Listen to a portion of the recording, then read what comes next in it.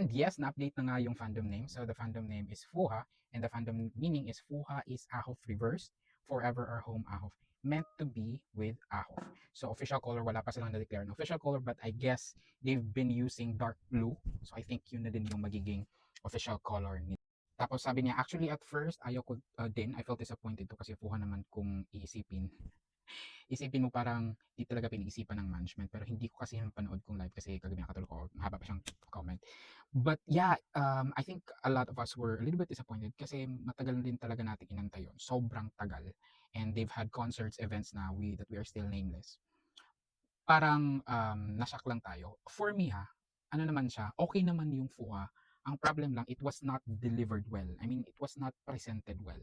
So kung ganito, if I saw this one, and if it is presented like this, Ahof, ayan, Ahof, I would appreciate meets Fuha.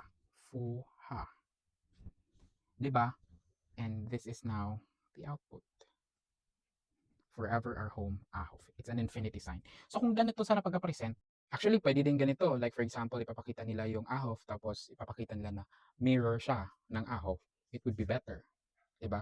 So, pag-deliver lang talaga na medyo shocking siya. So, but so far naman, parang nasanay na din ako the past 24 hours. 24 hours na ba? In the past few hours. So, pagkagising ko, parang okay naman siya, natanggap ko naman. Pero, yun. Yeah, so far, happy naman. Congratulations, Fuha. Mga fuhang ina kayo. And then naman, it's a Fuhamily daw, sabi nila. Yeah. Gawin nyo na gusto nyo. But yeah, that's gonna be official.